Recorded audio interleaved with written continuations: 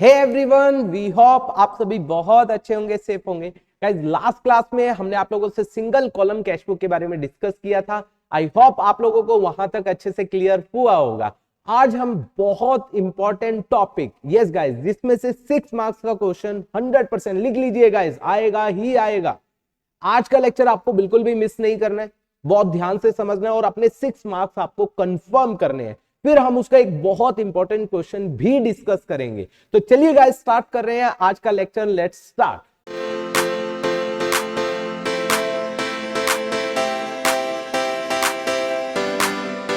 तो टॉपिक का नाम क्या है जो आज हम करने वाले हैं? That is double column. Yes guys, double column cash book. ठीक है guys, double column cash book में केवल जो आपके सिलेबस का पार्ट है वो कौन से column? Cash and bank. Yes guys, cash और बैंक ही है। ठीक है, और कैश और बैंक के बारे में क्या बोला जाता है? बैंक को हम क्या मानते हैं? As per modern approach asset मान लेते हैं। और एसेट के लिए कौन सा रूल एप्लीकेबल होता है? रियल क्या बताता है? रियल एप्लीकेबल होता है। रियल क्या कहता है? डेबिट व्हाट कम्स इन, जो भी पैसा आ रहा है उसको क्या कर दो? Debit. Very nice. Credit what goes out, जो भी पैसा जा रहा है उसको क्या कर दो? क्रेडिट कर दो। और ये किससे रिलेटेड बात कर रहे हैं? बिजनेस से रिलेटेड। माइंड माय वर्ड, ये हमने लास्ट लेक्चर में भी बोला था, आपको जो अकाउंटिंग करनी है वो बिजनेस की करनी है। तो बिजनेस में जो भी पैसा आ रहा है उसको डेबिट कर दो। कैश में आ रहा है कैश डेबिट कर दो, बैंक में आ रहा है बैंक डेबिट कर दो। बिजनेस से जो भी पैसा जा रहा है, कैश जा रहा है कैश क्रेडिट कर दो, बैंक से जा रहा है तो बैंक क्रेडिट कर दो। ये बात आपको बहुत ध्यान रखनी है। ठीक है गाइस, तो हमने इसका फॉर्मेट बनाया है, उसके साथ साथ इसके पॉइंट्स को भी डिस्कस करते चलेंगे ताकि आपको ये पूरा का पूरा टॉपिक क्लियर हो जाए और आपके 6 मार्क्स कंफर्म हो जाए। तो सबसे पहली बात देखिए, कैश बुक, यहाँ पर डेबिट एंड क्रेडिट। ठीक है, सबसे पहले डेट, क्योंकि हम कैश बुक बनाते हैं क्रोनोलॉजिकल ऑर्डर में बनाते हैं, तो डेट वाइज हम बनाएंगे। फिर उसके बाद पर्टिकुलर, यहां पर क्या लिखा जाएगा?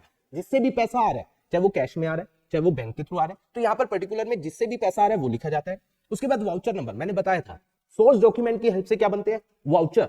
और जो वाउचर के ऊपर नंबर लिखा होता है उसका serial number, that is called voucher number, वो यहां लिखा जाएगा। लेजर फोलियो, इसकी यहां से ये रिकॉर्डिंग का पार्ट है। Cash book is a part of recording. इसकी आगे पोस्टिंग होती है उनके किसमें? जो यहाँ पर डेबिट और क्रेडिट में अकाउंट्स लिखे जाएंगे उनके अकाउंट्स में हम लेजर में पोस्ट करते हैं।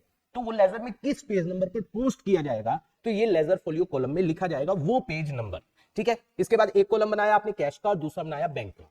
ठीक है, फिर date, particular, voucher number, ledger folio, फिर कैश और बैंक। एक बात बहुत इंपॉर्टेंट है, ये बात ध्यान से समझना, अगर पहले आप कैश का बना रहे हो तो आप यहां भी कैश का बनाओगे, फिर बैंक का बना रहे हो तो बाद में बैंक का बनाओगे। ये नहीं है पहले कैश का बना लिया फिर बैंक का, उधर आपने दूसरी क्रेडिट साइड पर बैंक का बना दिया कैश का, गलत हो जाएगा। तो ये बात आपको बहुत ध्यान रखनी है। ठीक है गाइस, अब सबसे पहली चीज जो आपको यहां पर समझनी है, हम यहां पर 2022 मान लीजिए लिख लेते हैं, अप्रैल का महीना ले लेते हैं। ठीक है, आपने अप्रैल 1 को ध्यान से समझना, बहुत इंपॉर्टेंट है। क्या तो बिजनेस आपका अभी स्टार्ट हुआ है तो पैसा आपका आया होगा। मान लीजिए बिजनेस आपने अभी स्टार्ट हुआ है तो स्टार्ट किया, तो आप एंट्री क्या करते हो? Cash account debit, bank account debit to capital. मान लीजिए ओनर कैश में ला रहा है कितना? 10 लाख, और चेक के थ्रू ला रहा है, मतलब बैंक के थ्रू ला रहा है 5 लाख, तो आप एंट्री करोगे cash account debit, bank account debit to capital. तो यहाँ पर 2 में क्या हो जाएगा? कैपिटल। ठीक है, तो कैश कॉलम में कैश का अमाउंट कैश कॉलम में जाएगा, बैंक का अमाउंट बैंक कॉलम में जाएगा। तो यहाँ पर आ जाएगा 10 लाख और यहाँ पर आ जाएगा 5 लाख। ठीक है गाइस, ये हो गया। ठीक है, इसके बाद ये तो हुआ अगर आपने बिजनेस अभी स्टार्ट किया। अगर आपने बिजनेस पहले स्टार्ट किया हुआ तो इसका बैलेंस होगा, जो मैंने लास्ट क्लास में भी बताया था, जो क्लोजिंग बैलेंस होता है कैश कॉलम का, वो अगले साल का ओपनिंग बैलेंस या अगले महीने का ओपनिंग बैलेंस बन जाता है। ठीक है, तो आपको यहां पर देखिए बहुत ध्यान से समझना, ये बहुत इंपॉर्टेंट है। अब हमारे पास 2 कॉलम है, एक तो हमारे पास कौन सा कॉलम है? Cash column. ठीक है, और एक हमारे पास कौन सा कॉलम है? Bank column. ठीक है, कैश कॉलम का हमेशा कौन सा बैलेंस होता है? डेबिट, हमेशा, क्योंकि जितना आपके पास कैश है आप उससे ज्यादा पे नहीं कर सकते। It will always have debit balance, मतलब डेबिट साइड ज्यादा होगी क्रेडिट साइड कम होगी। तो eight the end of the month हम क्या लिखेंगे? बाय बैलेंस कैरिड डाउन, और वो अगले महीने की स्टार्टिंग में टू बैलेंस ब्रॉट डाउन हो जाएगा, जो लास्ट लेक्चर में मैंने बताया था। तो अगर यहां पर ऑब्लिक कर रहा हूं क्योंकि एक ही चीज होगी, तो यहां पर अगर मान लीजिए हमने पहले से ही बिजनेस स्टार्ट किया हुआ है तो कैश का बैलेंस कैसे लिखा जाएगा? टू बैलेंस ब्रॉट डाउन, अगले महीने की स्टार्टिंग में। मान लीजिए अप्रैल 1 है स्टार्टिंग है, पिछले जो 31 मार्च को बैलेंस हुआ होगा बाय बैलेंस कैरी डाउन, वो अगले महीने की स्टार्टिंग में टू बैलेंस ब्रॉट डाउन हो जाएगा। यहां पर वो अमाउंट क्या कर दिया जाएगा? शो कर दिया जाएगा। ठीक है, अब बात कर रहे हैं बैलेंस किसकी? बैंक की। ध्यान से समझना, बैंक का डेबिट बैलेंस भी हो सकता है और क्रेडिट बैलेंस भी हो सकता है। बैंक का डेबिट और क्रेडिट दोनों हो सकते हैं। बैंक में डेबिट बैलेंस का मतलब हमारा बैंक के अंदर पैसा ज्यादा है और निकाला कम है, तो वो होगा डेबिट बैलेंस। तो उसको भी क्या किया जाएगा? Eight the end of the month by balance carry down. ठीक है, और वो अगले महीने की स्टार्टिंग में टू बैलेंस ब्रॉट डाउन हो जाएगा। तो यहीं पर अगर डेबिट बैलेंस हुआ तो यहीं पर इसी के साथ क्या कर दिया जाएगा, शो कर दिया जाएगा। ठीक है, अगर, लेकिन ध्यान से समझना, अगर क्रेडिट बैलेंस हुआ, जिसे हम एक और नाम बोलते हैं, that is overdraft balance. Yes guys, overdraft balance. इसका मतलब आपका बैंक में मान लीजिए लेट्स सपोज 10 लाख रुपीस है, आपके 10 लाख रुपीस है और आपने उसमें से 12 लाख निकलवा लिया। बैंक आपको फैसिलिटी दे रही है कि आप ज्यादा निकलवा सकते हो, तो ये आपका 2 लाख जो हो गया वो बैंक में नेगेटिव बैलेंस हो गया। ठीक है, बैंक का आपको देना है, तो क्रेडिट आपने निकाला, क्योंकि क्रेडिट का मतलब होता है निकालना। क्रेडिट किया आपने 12 लाख, डेबिट का 10 लाख, तो दोनों को मैच करने के लिए to balance at the end of the month, to balance carry down हुआ होगा। ठीक है गाइस, 2 लाख, और ये अगले महीने की स्टार्टिंग में यहां पर क्या लिखा जाएगा, अगर ओवरड्राफ्ट हुआ तो गाइस यहां पर लिखा जाएगा, ध्यान से समझना, बाय बैलेंस ब्रोड डाउन। ठीक है, ये हमारा कितना आ जाएगा, जो भी अमाउंट है, हमने अभी 2 लाख लिखा है, तो चलो मैं 2 लाख लिख लेता हूं। कैश का नहीं होता है, ये बात सबसे इंपॉर्टेंट आपको ध्यान रखनी है। ठीक है, और अब बात आती है, जो ट्रांजैक्शन कैश में होती जाएगी वो कैश कॉलम में दिखाएंगे, जो ट्रांजैक्शन चेक से होती जाएगी वो बैंक में दिखाएंगे। और मेन सबसे इंपॉर्टेंट, इफ नथिंग गिवन, कि वो कैश में है या चेक में है, तो हम मानते हैं उसको कैश में। याद रखना है गाइस, मान लीजिए परचेज गुड्स फॉर ₹10,000, तो एंट्री, अब ना तो ये बोला कैश में है ना चेक के थ्रू बोला, तो हम मानेंगे कि हमने किससे किया है, ये हमने किया है किससे, कैश से। तो एंट्री होगी purchase account debit to cash. मान लीजिए अप्रैल 2 को हमने क्या किया, परचेज किया, तो हम यहां पर लिखेंगे बाय परचेज, क्योंकि पैसा जाएगा तो ये क्रेडिट में आएगा, बाय परचेज अकाउंट। ठीक है गाइस, किस में, कुछ नहीं बोला तो कैश में बोला जाएगा, कैश कॉलम में मान लीजिए हमने 10,000 का किया तो बैंक में नहीं आएगा। ऑलराइट गाइस, तो ये बातें जो मैंने बताई है ये आपको बहुत ध्यान रखनी है। इसके बाद नेक्स्ट चीज, यहां पर ये बहुत इंपॉर्टेंट बात कर रहा हूं गाइस, अगर आपने क्या किया, अगर आपने कैश बैंक में डाला है या बैंक से पैसा निकलवाया बिजनेस के लिए, तो उसे क्या बोला जाता है, कॉन्ट्रा एंट्री। यस गाइस, उसे कॉन्ट्रा एंट्री बोला जाता है। एंट्रीज कौन सा, कैश आपने बैंक में जमा करवाया, entry would be bank account debit, bank account आपका क्या हो जाएगा, डेबिट, टू में कैश। ठीक है, या आपने बैंक से पैसा निकाला तो क्या एंट्री होगी, कैश अकाउंट डेबिट, टू में बैंक। तो पहले हम बात करते हैं बैंक टू कैश। तो यहां पर चेक कीजिए, ध्यान से समझना गाइस, वेरी इंपॉर्टेंट, बहुत ज्यादा इंपॉर्टेंट, एग्जाम में पूछा जाएगा। मान लीजिए आपने 5 तारीख में 10,000 रुपए बैंक में जमा करवाया, तो यहां लिखोगे 5, आपने एंट्री क्या की, बैंक टू कैश, आपने एंट्री की बैंक टू कैश, तो बैंक कॉलम में 2 में यहां पर क्या आ जाएगा, कैश, बैंक कॉलम आपका बढ़ जाएगा। ठीक है, तो बैंक कॉलम में ये आपका शो हो जाएगा जो भी अमाउंट है आपका। ठीक है, और कैश आपका क्रेडिट हो रहा है, तो बाय में यहां पर 5 तारीख को बाय में यहां पर क्या आएगा, बैंक, किस कॉलम में, कैश कॉलम। कैश कॉलम में से जा रहा है, आपने क्रेडिट कर दिया, कैश कॉलम में से जा रहा है, मतलब कैश जा रहा है, आपने कैश को क्रेडिट कर दिया, बैंक बढ़ रहा है, बैंक में आ रहा है, तो आपने उसको डेबिट कर दिया। और यहां पर इसके साथ लेजर फोलियो कॉलम में सी वर्ड यूज करते हैं। यस गाइस, हम सी वर्ड यूज कर रहे हैं, देखिए हमने सी वर्ड यूज किया है। इसका मतलब क्या है, इसका इंपैक्ट, क्योंकि दोनों इंपैक्ट, आपको पता है हर ट्रांजेक्शन के 2 इंपैक्ट होते हैं, डेबिट एंड क्रेडिट, हमने दोनों इंपैक्ट यहीं पर शो कर दिया है, तो ये लेजर में कहीं नहीं जाएगा, लेजर फोलियो कॉलम में कहीं नहीं जाएगा, और इसलिए हमने यहां पर लेजर फोलियो कॉलम में सी वर्ड यूज कर दिया, दैट रिप्रेजेंट कॉन्ट्रा एंट्री, मतलब इसका इंपैक्ट यहीं पर खत्म हो गया है। ऑलराइट गाइस, अब बात आई पैसा हमने निकलवाया, तो एंट्री क्या होती है, देखो, कैश टू बैंक। ठीक है, मान लीजिए हमने 7 तारीख को पैसा निकलवाया, तो कैश टू बैंक, तो यहां पर 2 में क्या हो जाएगा, बैंक, कैश आ रहा है, कैश बढ़ रहा है, तो कैश डेबिट होगा, तो कैश कॉलम में यहां पर डेबिट हो जाएगा। ठीक है, और यहां पर 2 बैंक हुआ है, तो यहां पर 7 तारीख को बाय में क्या हो जाएगा, कैश। ठीक है, किस, कहां से जा रहा है, बैंक से, तो बैंक क्या हो जाएगा, credit. Again here we will use word contra, again इसका डबल इंपैक्ट यहीं पर क्या हो गया, खत्म हो गया। ये कब होता है, जब हम बिजनेस के लिए, मतलब बिजनेस में से कैश बैंक में जमा करवा रहे हैं या बैंक से पैसा बिजनेस के लिए निकलवा रहे हैं। लेकिन गाइस देखिए, लेकिन अगर हम क्या कर रहे हैं, अगर हम पर्सनल यूज के लिए पैसा निकाल रहे हैं, बैंक से पैसा निकाल रहे हैं, उसे बोला जाता है ड्रॉइंग अकाउंट डेबिट, 2 में बैंक। ठीक है, तो उसका क्या किया जाएगा, ये कॉन्ट्रा नहीं है, तो 2 बैंक हो रहा है, यहां पर कैश और बैंक कॉन्ट्रा एंट्री कब क्या होती है, जब आपके दोनों अकाउंट इफेक्ट होते हैं और अपोजिट डायरेक्शन में होते हैं, एक डेबिट हो रहा है तो दूसरा क्रेडिट हो रहा है, तब जाकर वो कॉन्ट्रा एंट्री होती है, इसे कॉन्ट्रा एंट्री बोला जाता है। अब यहां पर तो केवल एक ही अकाउंट इफेक्ट हो रहा है, दैट इज 2 बैंक, तो यहां पर बाय में जो भी डेट होगी यहां आ जाएगा बाय में ड्रॉइंग। ऑलराइट गाइस, किस कॉलम में आ जाएगा, बैंक कॉलम।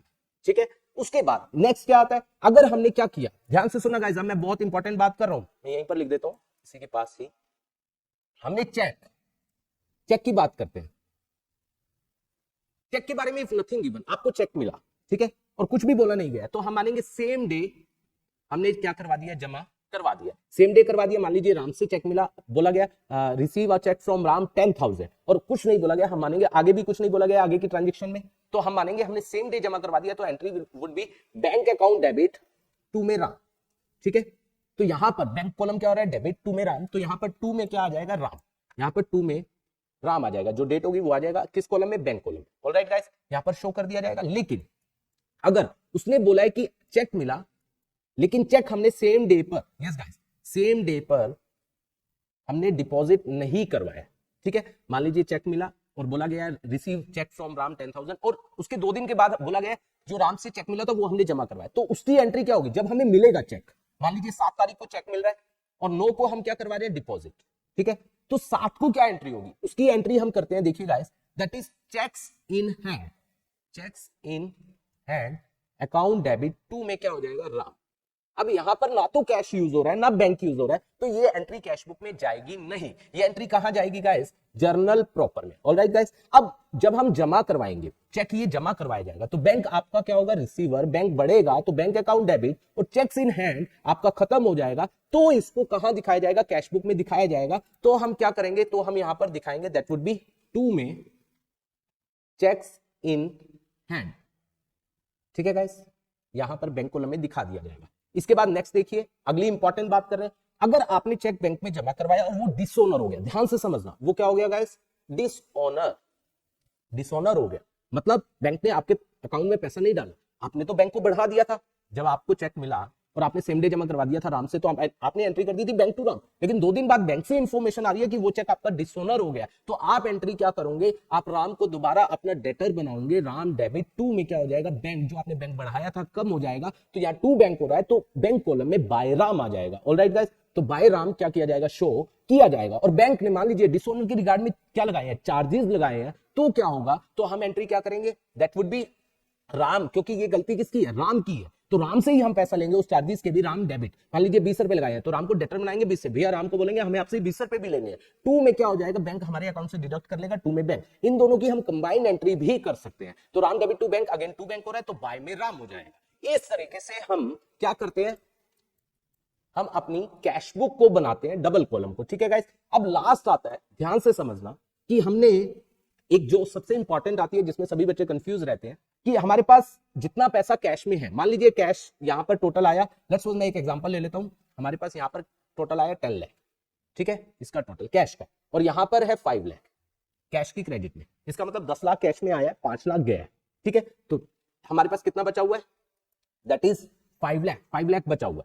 तो क्या बोला गया लास्ट लाइन में, कि आप एक काम करो, इसमें से 50,000 कैश रख लो, ठीक है, और बाकी 4,50,000 क्या करवा दो, जमा करवा दो बैंक में।